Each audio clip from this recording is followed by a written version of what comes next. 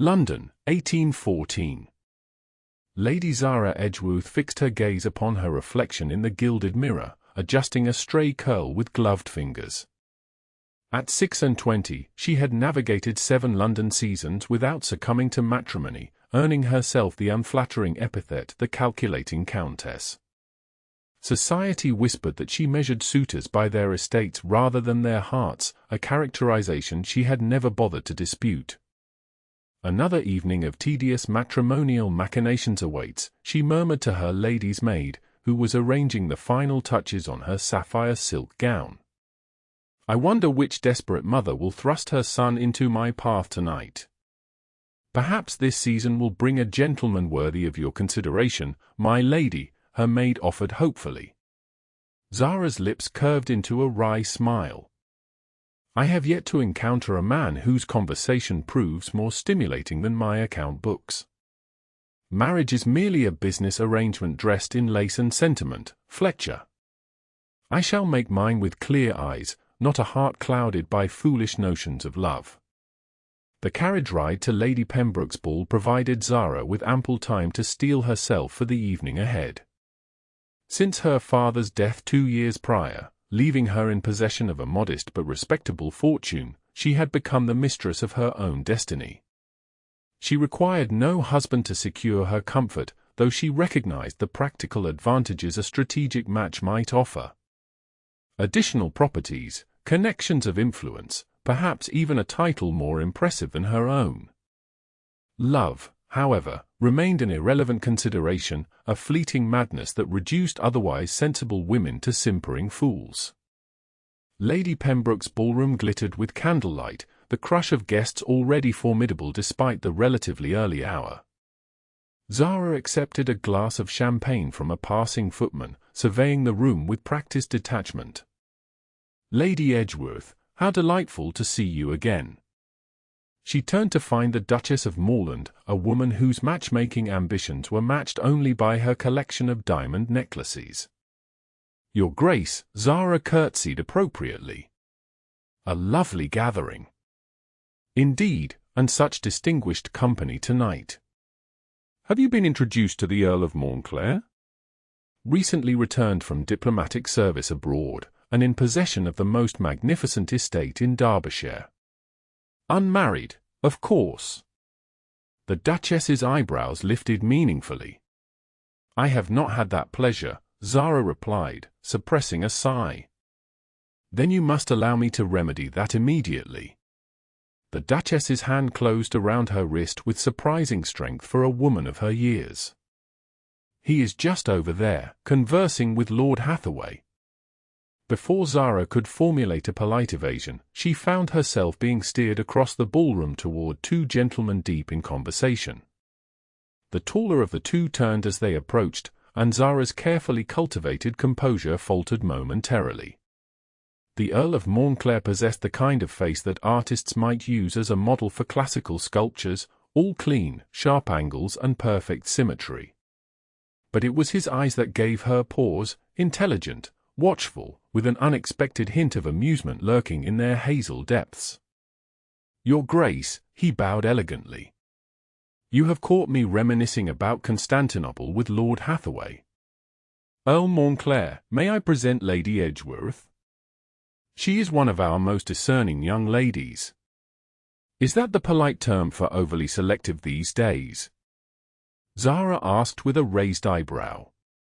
The Earl's lips twitched. I found that discernment is an undervalued quality in our present age of hasty attachments. Lady Edgeworth manages her own affairs since her father's passing, the Duchess continued, undeterred. Quite the head for business, they say.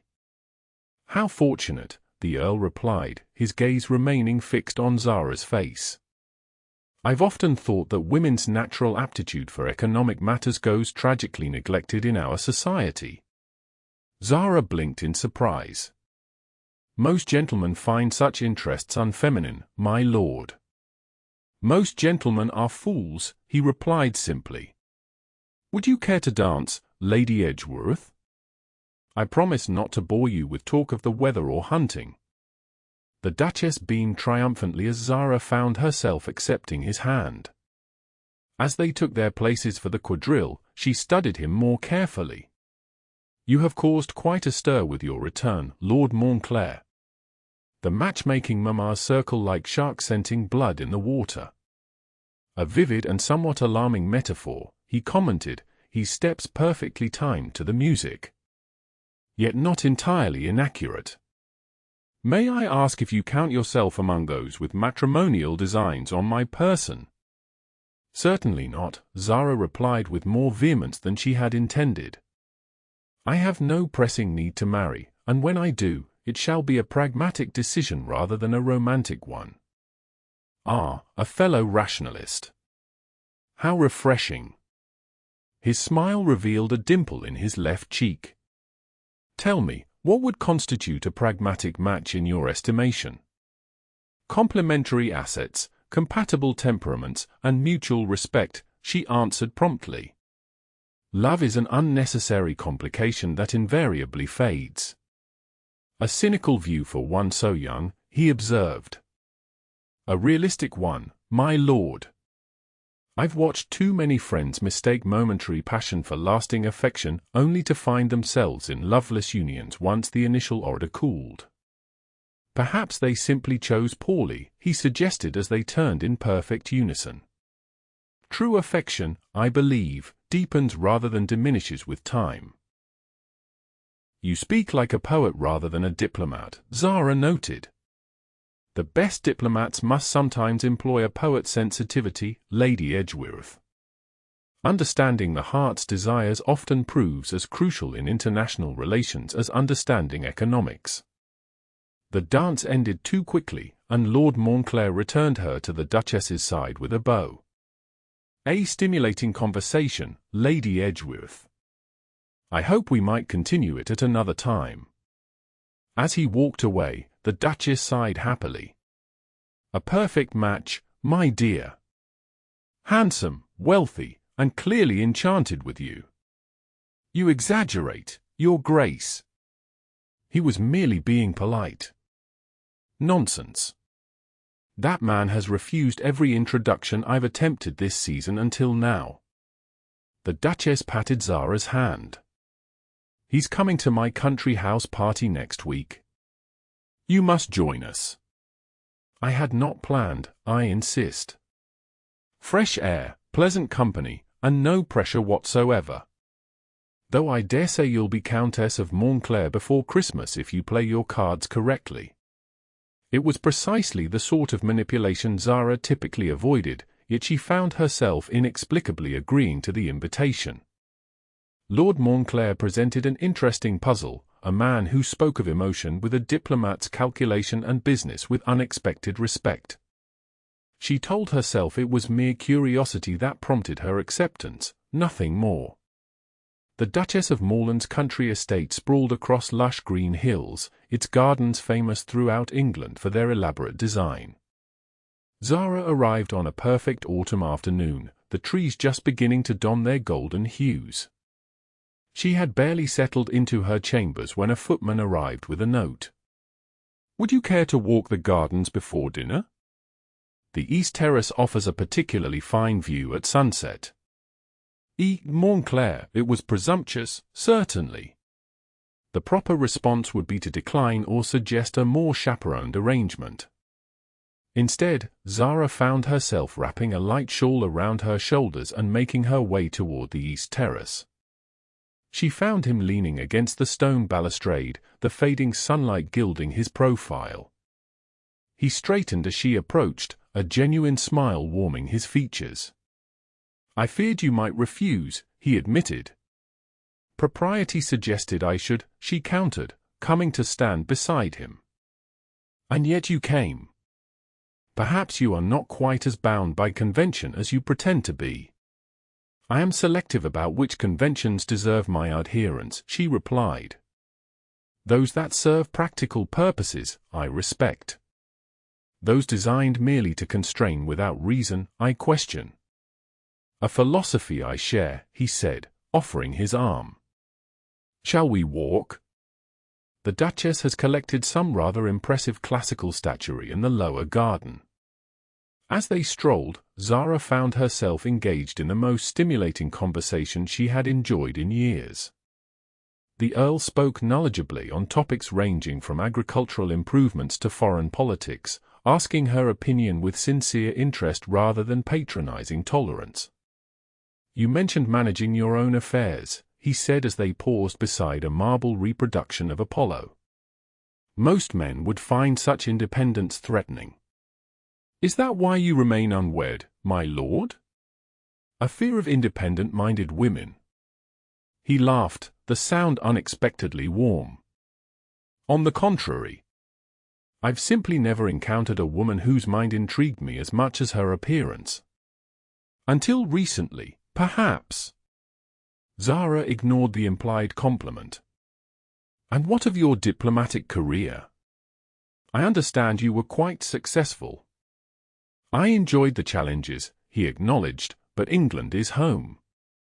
I returned to take up responsibilities too long neglected. Your estate in Derbyshire, among other duties." Something in his tone suggested there was more he chose not to share. The week unfolded in a series of unexpected pleasures. Morning rides where Lord Montclair, "Edward, please, at least when we're not in formal company," matched her pace without comment on the impropriety of ladies riding astride. Afternoon discussions of books that left her mentally stimulated rather than bored. Evening card games where his strategic mind proved a worthy match for her own. It was during a particularly competitive round of whist that the Duchess made her announcement. "I've planned a masquerade for Saturday evening. The perfect conclusion to our little house party." Zara concealed her dismay. Masquerades invited liberties otherwise forbidden in proper society, providing convenient excuses for behavior that would normally cause scandal. "A splendid idea," declared Sir Rodney Phelps, a persistent but unwelcome suitor who had attached himself to Zara despite her clear disinterest. "Lady Edgeworth, you must promise me the first dance." Before she could formulate a polite refusal, Edward intervened smoothly. "I believe Lady Edgeworth already promised that honor to me. Isn't that right?" His eyes met hers over his cards, offering escape. "Indeed," she confirmed, suppressing a smile at Sir Rodney's obvious disappointment. Later, as they walked together in the music room while the other guests were occupied with billiards, Edward explained his intervention. "Phelps has a reputation for taking advantage of masquerades to steal kisses from unwilling ladies," he said. "The mask provides him convenient deniability." "How gallant of you to protect my honor," she remarked dryly. "Though I assure you, I'm quite capable of handling unwanted advances." "I don't doubt it. But why subject yourself to the unpleasantness when it can be so easily avoided?" She studied him curiously. "You present a paradox, Lord Montclair. You respect female independence yet display decidedly protective instincts. Is it paradoxical to both respect your capabilities and wish to spare you discomfort?" he countered. "One can admire a person's strength while still desiring their happiness." "You speak as though you care for my happiness specifically." "Perhaps I do." His gaze held hers steadily. "Would that be so objectionable?" The question lingered between them, unanswered as other guests entered the music room. Zara retreated behind her usual mask of polite detachment, but found her thoughts returning to his words throughout the evening.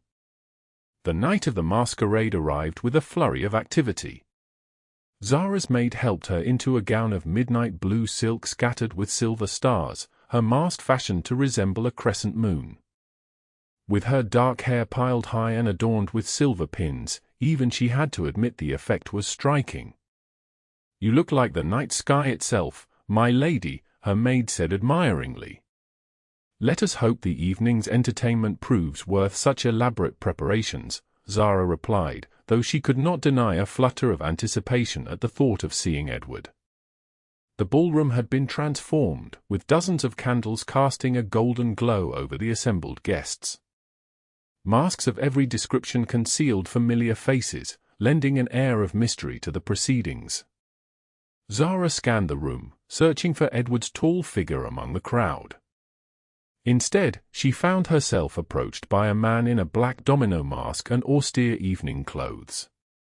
"The moon herself, gracing us with her presence," he said, his voice oddly familiar yet somehow different.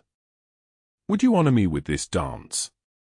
Though she could not place him precisely, there was something in his manner that put her at ease. She accepted his hand, allowing him to lead her into a waltz.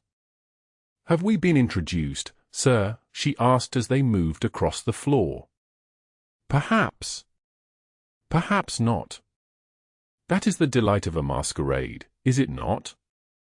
To set aside the constraints of reputation and expectation, if only for an evening." There was wisdom in his words, and Zara found herself relaxing into the dance, enjoying the momentary freedom from society's watchful eyes. "You dance beautifully," she observed. "As do you. Though I suspect you approach dancing as you do most things in life, with precision and calculation rather than abandon." She stiffened slightly. "You presume to know me well for a stranger." "Do I? Tell me, moon goddess, do you ever tire of being so carefully controlled? Do you ever wish to simply feel without analyzing every emotion for its practical value?" His question struck uncomfortably close to thoughts she had barely acknowledged to herself. "Emotions are unreliable guides," she replied. "They lead people into foolish decisions with lasting consequences. And yet without them, what is life but a ledger of transactions? A business to be managed rather than experienced." The dance ended before she could formulate a response. The mysterious man bowed deeply. "Think on it, Lady Edgeworth. There is more to life than careful calculations." He disappeared into the crowd, leaving Zara unsettled. How had he known her identity? And why did his words resonate so uncomfortably? The evening progressed with a strange dreamlike quality. Twice more she encountered the man in the black domino, each time engaged in conversations that left her increasingly introspective. He seemed to see past her carefully constructed facades, challenging assumptions she had long held sacrosanct. "You fear vulnerability more than failure," he observed during their third encounter, as they stood on the terrace enjoying the cool night air. "An understandable but limiting perspective." "You mistake caution for fear," she countered. "I simply see no advantage in exposing oneself unnecessarily." "And what of joy? Connection? The particular pleasure of being truly known by another soul?" He stepped closer, his voice dropping to a near whisper. "What if the risk brings rewards greater than any carefully negotiated arrangement?" She turned away, uncharacteristically flustered. "You speak in riddles, sir." "No, my lady. I speak of truths your rational mind refuses to acknowledge." His hand reached for hers, the touch sending an unexpected warmth through her gloved fingers. "There is more to you than the calculating countess of society's imagination." At midnight, the Duchess called for masks to be removed. Zara turned eagerly to finally identify her mysterious interlocutor, but he had vanished. In his place stood Edward, approaching with a smile. "I've been looking for you all evening," he said. "You've been quite elusive." "I might say the same of you," she replied, searching his face for any hint that he had been her domino-masked companion. "A mysterious night," he agreed, offering his arm. "Would you care to walk in the gardens? The night is uncommonly mild." Under a canopy of stars, they strolled along gravel paths lined with late-blooming roses. Edward seemed unusually pensive, his typical easy conversation replaced by comfortable silence. "I must return to Derbyshire tomorrow," he finally said. Disappointment flared unexpectedly in Zara's chest. So soon? Estate matters require my attention. He hesitated, then added, I would be honored if you would consider visiting. My sister is expected next month and would be delighted to act as your hostess. The invitation was properly phrased, entirely respectable, and yet Zara understood its significance immediately. A visit to his ancestral home represented a serious step toward courtship. You hardly know me, she said carefully. I know enough, he replied with quiet certainty. I know you possess an exceptional mind, courage of conviction, and principles you maintain despite society's pressures. I know your laughter, though rare, transforms your entire countenance. I know you pretend indifference while caring deeply. You attribute qualities to me that I'm not certain I possess, she protested. No, he said gently. I simply see what you have carefully hidden from others. His words echoed those of her masked companion so precisely that Zara's suspicions crystallized. It was you tonight, wasn't it? In the Black Domino. Edward's smile confirmed her deduction. Forgive the deception. I thought perhaps, behind the freedom of masks, we might speak more honestly. You deliberately manipulated me, she accused, stepping away from him. Used a disguise to extract confidences I would not have shared otherwise. I sought only to understand the woman behind the carefully constructed facade, he countered. To know if what I suspected was true, that beneath your pragmatic exterior beats a heart capable of genuine passion. And having satisfied your curiosity, you now propose to add me to your collection of assets. Hurt made her tone sharper than intended. Another property successfully negotiated. Edward's expression darkened. Is that truly what you believe of me? That I view you as a transaction? Isn't that what marriage is? You said yourself you returned to England to take up your responsibilities. A suitable wife would certainly be among those duties. You misunderstand me entirely. He ran a hand through his hair in evident frustration. My responsibilities include the care of several dependent relatives and tenants whose welfare depends upon my careful stewardship. I returned because people needed me, not because I required a matrimonial alliance. Then why this interest in me? We have nothing in common beyond a facility with numbers and conversation. Nothing in common. He laughed without humor. We are perhaps too similar, both of us hiding our true natures behind masks of practicality. Both wounded by past disappointments, fearful of allowing genuine emotion to guide our choices. His assessment struck too close to painful truths. You presume too much, my lord. Do I? His voice softened. Then tell me truthfully that you feel nothing beyond intellectual appreciation for our time together. That your pulse does not quicken when I stand near you, as mine does in your presence. That you have not begun to question your conviction that love is merely a convenient fiction. Zara could not bring herself to utter the denial. Instead, she retreated behind icy dignity. I believe it's time I return to the house. He bowed stiffly. As you wish. They walked in silence back to the mansion, the easy camaraderie of previous days shattered. That night, Zara lay awake, replaying their conversation and wrestling with uncomfortable questions. Had she misjudged his intentions? More disturbingly, had she misjudged her own feelings? By morning, Edward had departed for Derbyshire, leaving only a formal note thanking her for the pleasure of her company. Zara told herself the hollow feeling in her chest was merely disappointment at losing a stimulating conversational partner, nothing more significant. She returned to London 2 days later, determined to put the entire episode behind her. The season continued with its usual rounds of calls and entertainments, but Zara found herself increasingly dissatisfied with the shallow conversations and transparent matchmaking machinations that had once amused her. A letter arrived a week after her return, bearing the Montclair crest. Zara's hands trembled slightly as she broke the seal, but the contents proved disappointingly formal: a polite inquiry after her health, mentions of the weather in Derbyshire, and a reiteration of the invitation to visit, should she find herself in the vicinity.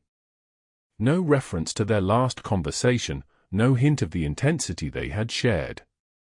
She penned an equally bland response, citing social obligations that would keep her in London indefinitely. The correspondence might have ended there, had fate not intervened in the form of her solicitor. Lady Edgeworth, a matter has arisen regarding your property in Matlock, Mr. Winters informed her during his monthly visit. The boundary line is being disputed by the neighbouring estate. I believe a personal inspection might be necessary. Matlock? Zara frowned. That's in Derbyshire, is it not? Indeed. Not far from the Earl of Montclair's principal seat, in fact. The coincidence seemed too convenient to be accidental. Has the Earl been in communication with you, Mr. Winters? The solicitor appeared genuinely confused. Lord Montclair? No, my lady. The dispute involves Sir George Templeton's property. Is there some connection I'm unaware of? Satisfied that no manipulation was at play, Zara reluctantly agreed to travel to Derbyshire the following week. If she happened to be in the neighbourhood of Montclair Abbey, perhaps a brief social call would be appropriate. Merely to maintain polite relations, of course. The journey north gave her ample time to consider what she might say when they met again. Apologies did not come easily to her, yet she recognized that her reaction in the garden had been excessive. Whatever Edward's methods, his intentions had not been malicious. Matlock proved to be a charming town nestled among rolling hills. The disputed property was a small hunting lodge left to Zara by a distant relative, its value more sentimental than financial. After meeting with the local steward and reviewing the boundary markers, she was satisfied that her claim was legitimate and easily defended.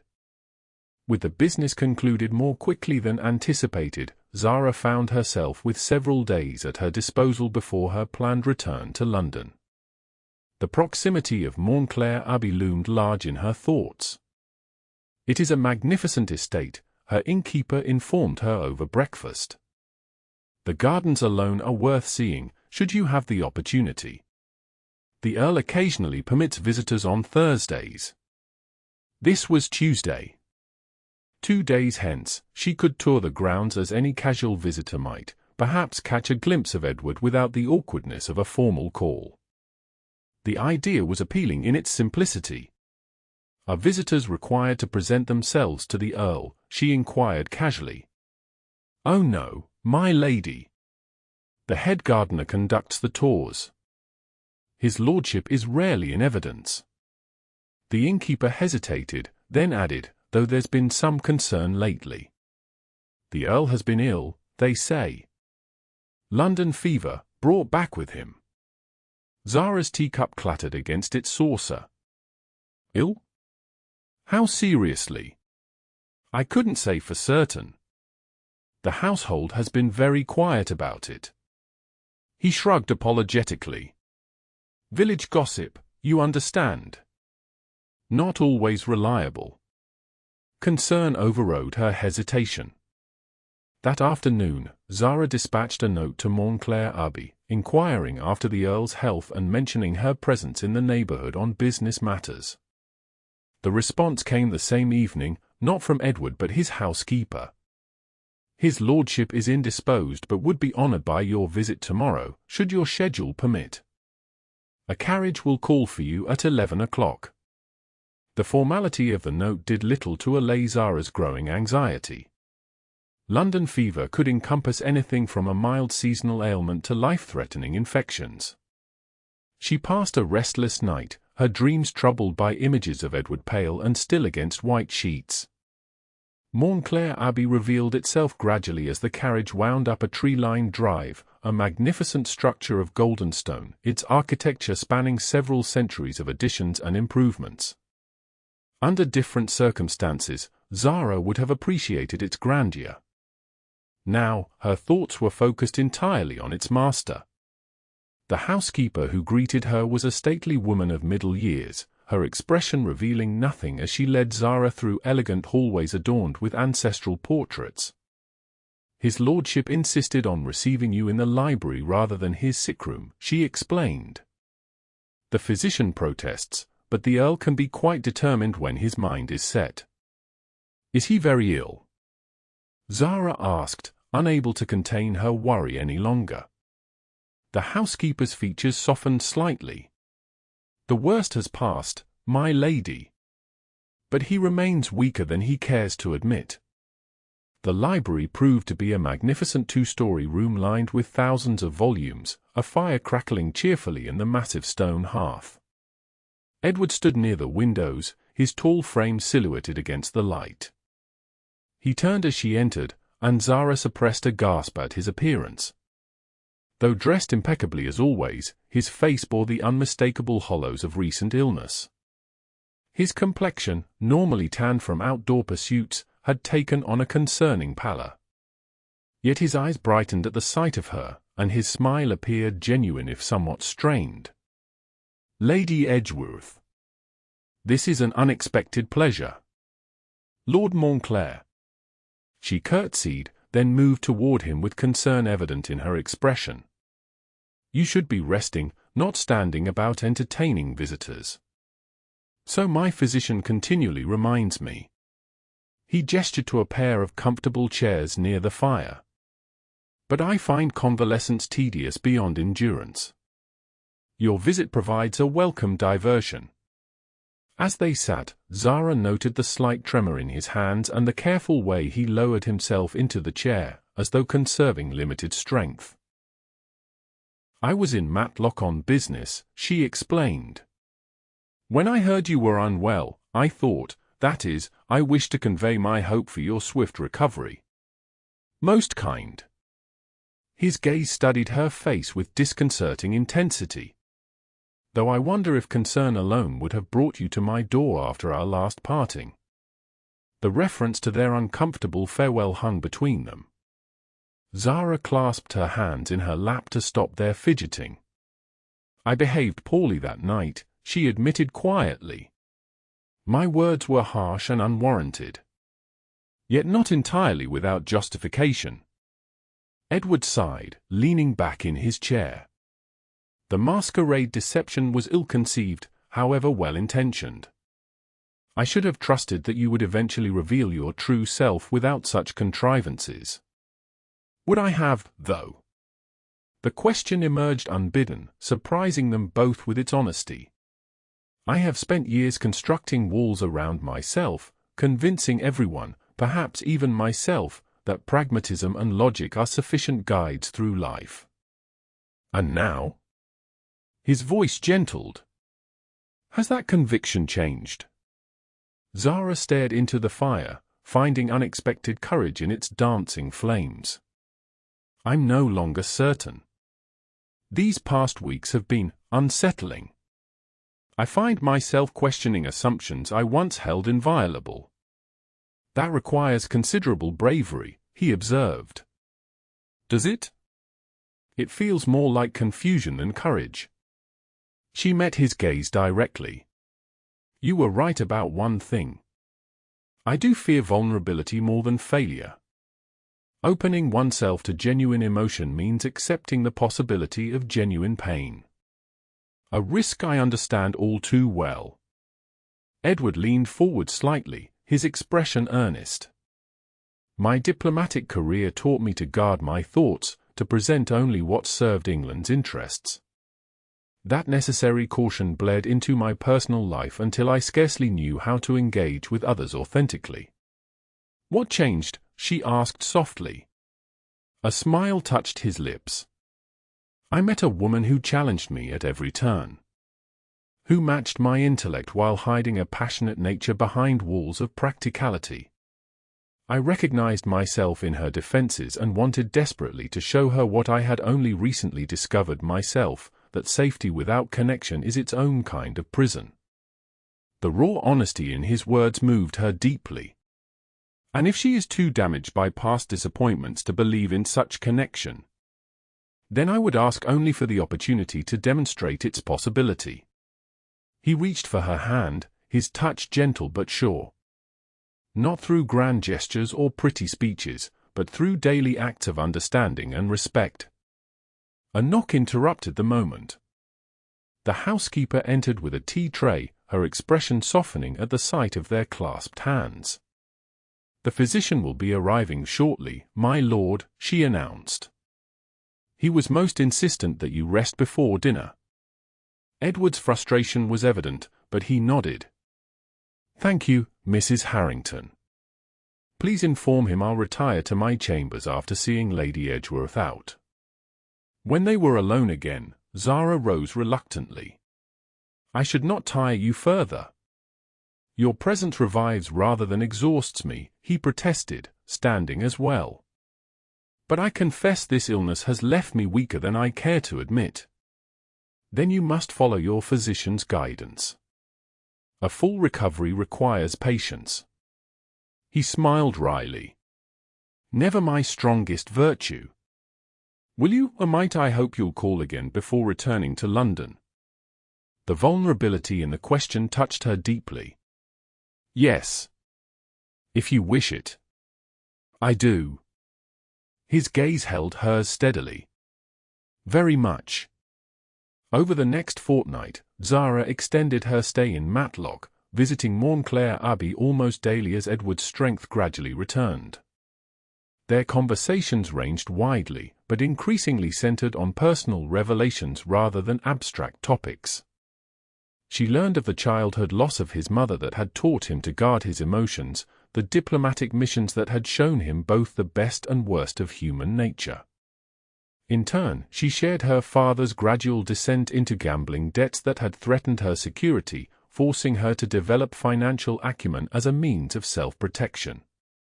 "He loved me," she explained as they walked slowly through the rose garden, Edward's arm supporting her more than strictly necessary.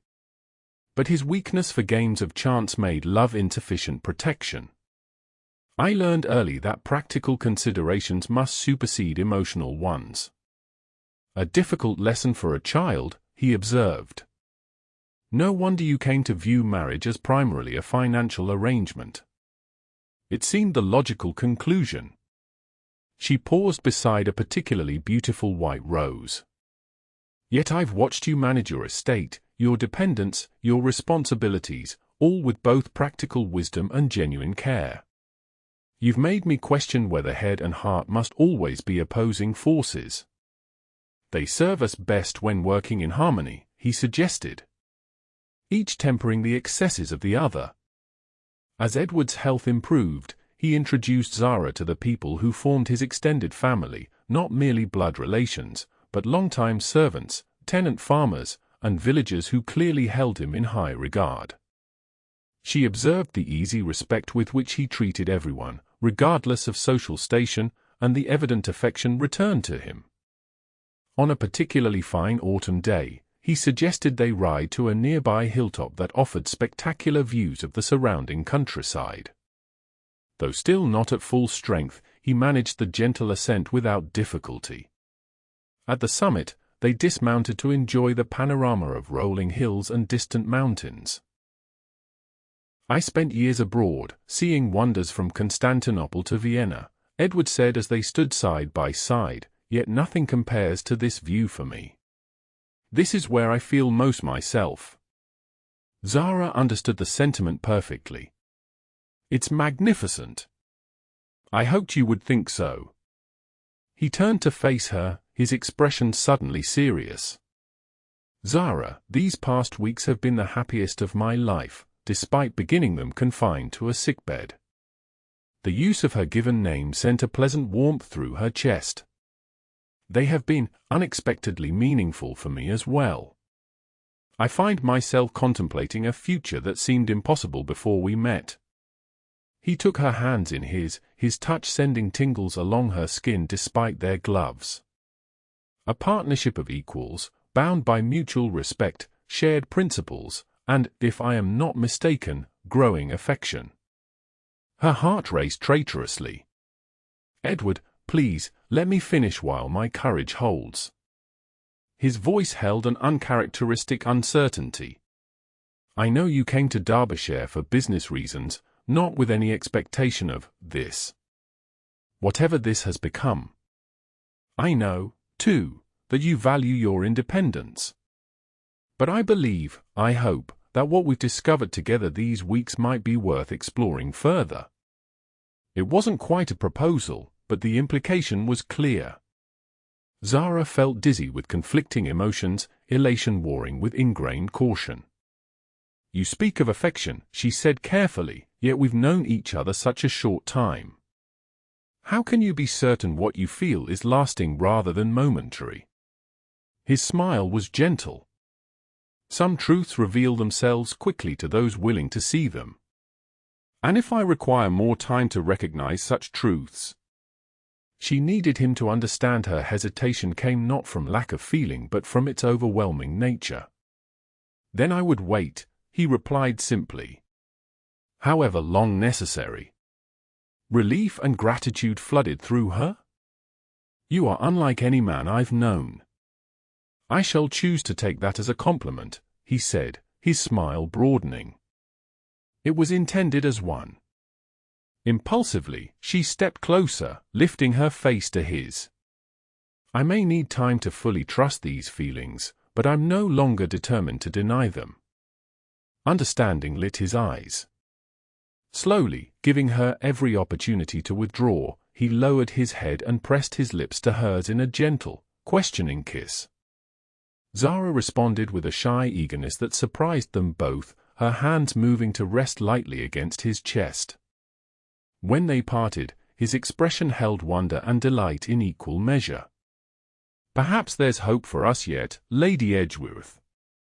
Perhaps indeed, Lord Montclair.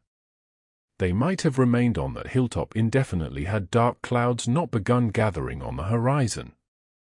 They rode back to the Abbey just ahead of the rain, arriving slightly damp but laughing at their near escape. Mrs. Harrington met them in the entrance hall with a look of concern. My lord, a messenger arrived from London during your absence. I've put the letter in your study. Edward frowned slightly. Thank you. I'll attend to it directly. To Zara, he added, please make yourself comfortable in the drawing room. I'll join you shortly. She waited nearly half an hour, watching rain lash against the windows and considering the significant shift in their relationship. Whatever Edward's letter contained, she had already decided to extend her stay in Derbyshire. There was too much between them now to rush back to London without proper resolution. When he finally appeared, his expression was troubled, a tension evident in the set of his shoulders that hadn't been present before. Is everything all right? She asked as he joined her on the sofa. A matter requiring my attention in London, he explained, though something in his tone suggested he wasn't sharing the full truth. I must leave tomorrow morning. Disappointment coursed through her. I see. Is it very urgent? I'm afraid so.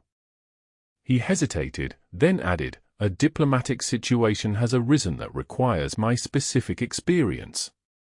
You're returning to diplomatic service. The possibility had never occurred to her, and the implications were immediately troubling. Such positions often kept men abroad for years at a time. Temporarily only, he assured her quickly. A delicate negotiation with the Ottoman Empire. I'm one of the few available with both the language skills and the necessary connections. How long will you be gone? A few weeks in London for preparations, then perhaps a month abroad. His hand found hers, squeezing gently. I would not go if there were any alternative. Zara forced a smile, ignoring the cold knot forming in her stomach. Of course. Your duty to England must take precedence. Zara. Her name was almost a plea on his lips. What has grown between us these weeks, it's real. Distance and time won't change that for me. She wanted desperately to believe him, yet old fears resurfaced with painful clarity. How many times had her father promised his gambling was finished, only to succumb again at the first opportunity? How many suitors had sworn undying devotion, only to transfer their attentions to newer, fresher faces when her dowry proved less substantial than rumored? "You needn't make promises," she said, withdrawing her hand from his. "We've made no formal commitments to each other." His brow furrowed. "Is that what you believe I'm doing? Offering pretty assurances to ease my departure?" "I merely acknowledge the reality of our situation," she replied, her tone cooler than intended. "You have obligations that take you away. I have a life in London to which I must return. Whatever has transpired between us exists in the peculiar bubble of these countryside weeks, removed from ordinary pressures and expectations. You think us, cannot survive in the real world." Hurt and frustration colored his voice. "After everything we've shared, you still doubt the substance of my feelings." "I doubt the constancy of any emotion, however genuine in the moment." She stood abruptly, needing physical distance to maintain her emotional defenses. "Experience has taught me that promises made in moments of connection rarely withstand prolonged separation." Edward rose as well, his expression pained. "Then we have made less progress than I believed. You still hide behind practical considerations rather than risk the vulnerability of faith. And you ask for blind trust with no foundation beyond a few weeks of pleasant interaction," she countered, even as part of her recognized the unfairness of her words. "Pleasant interaction?" His laugh held no humor. "Is that how you characterize what we've shared? Conversations that reached into the depths of our histories and hopes. Moments of understanding so profound they required no words? A connection I have sought my entire adult life." Tears threatened, and Zara turned away to hide them. "Perhaps I'm simply more realistic about human nature. Or perhaps you're simply more afraid." His voice gentled. "Afraid that if you allow yourself to believe in this, in us, and it proves ephemeral, the pain would be unbearable." "You presume too much," she whispered, but the words lacked conviction. "Do I?" He moved to stand before her, though he did not attempt to touch her. "Then look me in the eyes and tell me you feel nothing beyond intellectual appreciation for our time together. That your heart doesn't recognize something extraordinary between us, something worth fighting to preserve." The echo of his words from the masquerade night struck her forcefully. Once again, she found herself unable to utter the denial he invited. "I should return to the inn," she said instead. "The storm is worsening." Edward closed his eyes briefly, as though gathering patience. "At least allow my carriage to take you. The roads will be treacherous with this rain." "Thank you," she managed stiffly. They parted with cool formality that belied the intensity of their previous conversation. As the carriage pulled away from Montclair Abbey, Zara watched Edward's figure grow smaller through the rain-streaked window, a sense of profound loss settling over her like a physical weight. Back in her modest rooms at the Matlock Inn, she gave way to tears she had suppressed in his presence. Why had she retreated behind walls of doubt at the first challenge? Why could she not trust the evidence of her own heart, which recognized in Edward something rare and precious? The answer came with painful clarity, because believing in love meant accepting its power to wound. If she acknowledged the depth of her feelings for him, then his inevitable disillusionment or departure would shatter more than her pride. It would break her very self. She departed for London the following morning, not trusting herself to bid Edward farewell. Better a clean separation than prolonged uncertainty, she told herself. Better to return to the life she had built before his disruption, where expectations remained modest and disappointments manageable. London welcomed her back with its familiar rhythms and diversions, though she found them strangely hollow after the genuine connection she had formed in Derbyshire.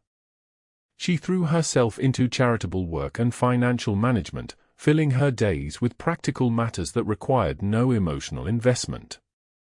2 weeks passed without word from Edward, confirming her worst fears. Whatever he had felt in the isolated comfort of his recovery had evidently not survived his return to London society and diplomatic duties. Then, at Lady Hathaway's musical evening, she overheard a conversation that sent ice through her veins. "The Earl of Montclair sails tomorrow for Constantinople," Lady Petersham informed her companion. "Such a dangerous mission, especially with tension so high. My husband says the Sultan has threatened to execute any British representatives who fail to secure favorable terms." "How terribly exciting," her friend replied with inappropriate enthusiasm. Though one wonders why Montclair accepted such a risk. With his fortune and title, he needn't court danger. "Perhaps he seeks distraction from disappointment," Lady Petersham suggested. "They say he formed an attachment to a certain countess while convalescing, only to be rejected when he was called to service. Men often seek perilous assignments when nursing broken hearts." Zara slipped away before she could be noticed eavesdropping, her mind racing. Edward sailing into danger without a word of farewell? The mission far more hazardous than he had implied? And gossip already circulating about their connection? She returned home immediately, ordering her carriage prepared for an early morning departure. If Edward truly sailed tomorrow, she had precious little time to reach him before he left English shores. The journey to London proved agonizingly slow, hampered by a broken wheel that required repairs at a coaching inn.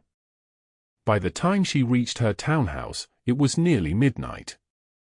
A quick inquiry confirmed her worst fears. The diplomatic ship was scheduled to depart at dawn from the naval docks. Despite the late hour, Zara dispatched her most trusted footman to Montclair House with an urgent note requesting an immediate meeting. The response came an hour later, not from Edward but his secretary. "Lord Montclair departed for Portsmouth this afternoon to board ship. He sails with the morning tide." Sleep was impossible. At first light, Zara made a decision that would have scandalized London society had anyone witnessed it. Dressing in her simplest traveling clothes and accompanied only by her lady's maid and most trusted footman, she boarded her carriage for the desperate journey to Portsmouth.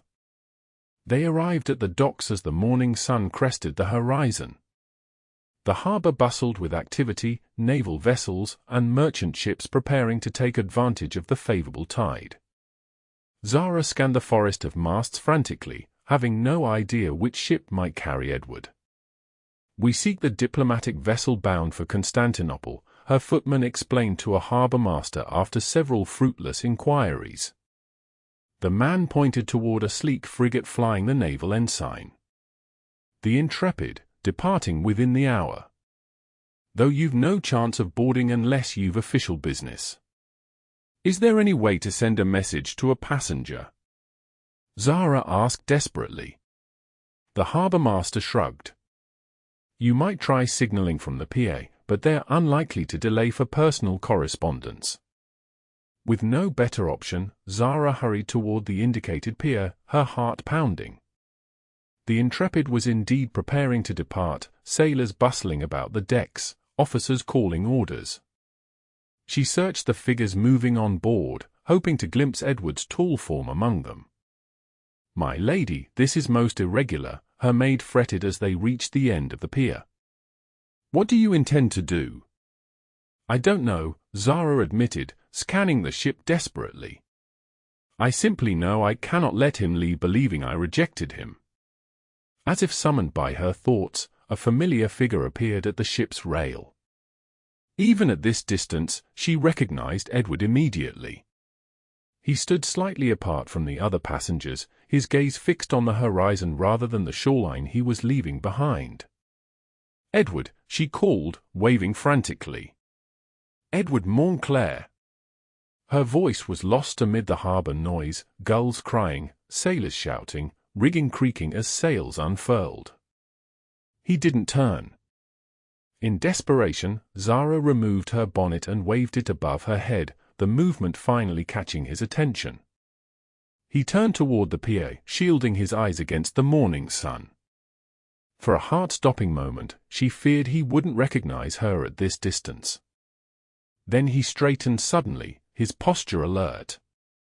He said something to a nearby officer, then moved quickly toward the gangplank, which was in the process of being withdrawn. "Wait," she heard him call to the sailors. "Hold a moment." Zara watched breathlessly as he hurried down the steep plank, then broke into a run along the pier toward her. She moved to meet him, heedless of propriety or the curious stares of dock workers. They met halfway, both slightly breathless. Edward's face reflected disbelief and cautious hope. "Zara? What are you doing here?" "Preventing you from sailing into danger believing I care nothing for you," she replied, her carefully prepared speech forgotten in the moment's emotion. "I was wrong. So terribly wrong." His expression softened. "About what, precisely?" "About everything that matters." She took a steadying breath. "About love being merely a convenient fiction. About the possibility of partnership based on more than practical considerations. About you." Hope dawned in his eyes. "And what do you believe now?" "That some emotions, once recognized, cannot be denied however frightening their implications. That connection, true connection, is worth any risk it demands." She reached for his hands, uncaring of who might witness the gesture. "That my heart would know you in any disguise, Edward Montclair, because it recognized its counterpart in yours long before my mind would admit the truth." Joy transformed his features. "Are you saying what I think you're saying?" "I love you," she said simply. "A truth I ran from in fear but can no longer deny." Edward pulled her into his embrace, propriety forgotten. "My darling, stubborn, wonderful woman. I have loved you since you questioned my diplomatic skills at Lady Pembroke's ball." A shout from the ship interrupted their moment. "Lord Montclair! We must depart with the tide." Reality intruded cruelly. Zara stepped back, though she kept hold of his hands. "You must go."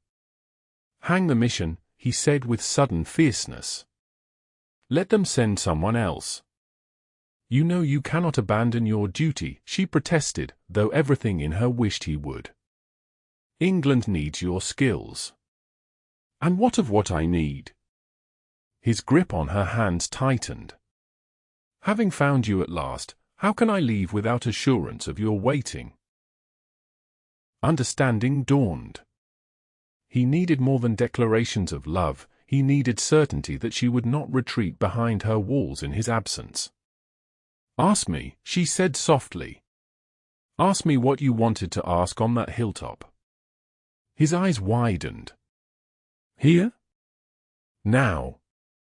There may not be another chance before you sail," she pointed out. "And I would have you carry my answer with you across the seas." Without hesitation, Edward dropped to one knee on the rough wooden planks of the pier, still holding her hands in his. "Lady Zara Edgeworth, you have challenged every assumption I once held about life and love. You have matched my intellect while capturing my heart. You have shown me that true partnership requires both practical wisdom and emotional courage." His voice carried a certainty that left no room for doubt. "Will you do me the extraordinary honor of becoming my wife?" "Yes," she answered without hesitation. "With all my heart, yes." He rose and sealed their engagement with a kiss that bordered on scandalous for a public setting, though neither cared about the impropriety. Another shout from the ship broke them apart. "Final call, Lord Montclair." "I must go," he said reluctantly. "Then go," she replied, summoning strength she hadn't known she possessed. "Complete your mission and return safely to me. I will be waiting, however long it takes. 1 month, he promised. 2 at most. And when you return, we shall be married, she finished for him. Whether in grand ceremony or quiet registry office matters not to me. Only that we begin our life together without further delay. His smile outshone the morning sun. I shall hold you to that promise, my love. One final, swift kiss, and then he was running back toward the ship, turning once to wave before ascending the gangplank. Zara remained on the PA, watching as the Intrepid's sails filled with wind and the vessel began its journey toward the harbor mouth. Only when the ship had diminished to a distant speck did she turn away, her heart simultaneously lighter and fuller than she had ever known it. "My lady," her maid ventured cautiously, "are you truly engaged to the Earl of Montclair?" Zara smiled, touching her lips where Edward's kiss still lingered. "Yes, Fletcher. It seems that despite my best efforts to remain practical, I have succumbed to the most impractical emotion of all." "Love need not be impractical, my lady," the maid observed with surprising wisdom. "Not when shared with someone who values both your heart and mind." "Perhaps you're right," Zara acknowledged as they walked back toward the carriage. "Perhaps the truly practical choice is to recognize when something precious is offered and have the courage to accept it, whatever risks it entails." 6 weeks later, a ship was sighted entering London's harbour, flying signals indicating the successful completion of its diplomatic mission.